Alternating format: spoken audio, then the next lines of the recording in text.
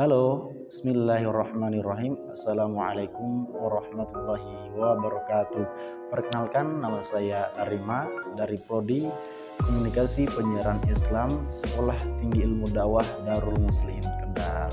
Siapa nih dari teman-teman generasi Z yang menganggap filsafat sebagai mata kuliah yang menakutkan sehingga mengutuk diri dan mengatakan bahwasanya filsafat adalah mata kuliah ilmu yang hanya cocok dinikmati oleh kalangan elit intelektual layaknya Rocky Gerung dan untuk mahasiswa-mahasiswa aneh di Fakultas Filsafat.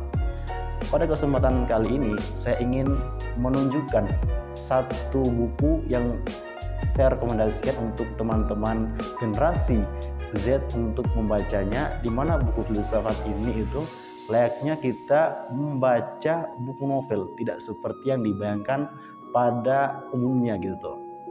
Jadi teman-teman generasi Z, ini bukunya ya, judulnya itu Mencangkul di Yunani, ditulis oleh Zofir Zuhri, seorang intelektual, seorang filsuf dan juga seorang ulama yang berasal dari Malang, Jawa Timur.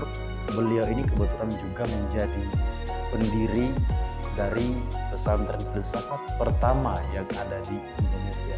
Bukunya ini cukup menarik ya teman-teman sekalian. Yang pertama, saya ketika baru membuka kata pengantarnya saja sudah menarik.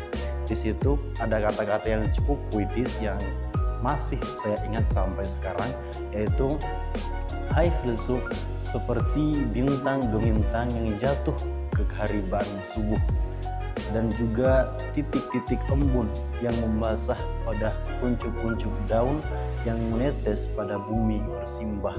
Jadi gaya bahasa dari buku ini teman-teman sekalian sangat sangat membumi lah, tidak kemudian langit. Itu yang pertama, gaya bahasanya sangat puitis dan juga mengikuti perkembangan dari zaman itu sendiri. Yang kedua, buku ini itu menggunakan istilah-istilah yang mudah dan familiar di telinga generasi Z gitu. Misalkan ketika menyebutkan nama-nama dari para filosof itu sendiri, itu dikatakan dengan bahasa-bahasa yang mudah, seperti Ustadz Aflaton, seperti juga Said Aristoteles dan lain sebagainya. Yang ketiga, buku ini teman-teman sekalian selain menggunakan gaya bahasa novel, kemudian juga istilah-istilah yang membumi, tidak melangit.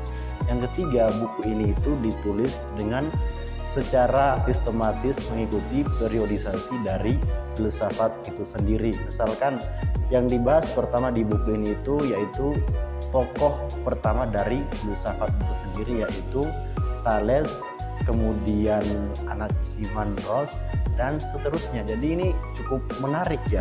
Kemudian buku ini juga terbilang sangat tipis ya, sangat tipis, hanya sekitar 122 halaman. Jadi ini sangat pas di kantong para generasi Z dan juga mahasiswa. Jadi tidak perlu mengeluarkan sampai ratusan ribu dan juga banyak duit.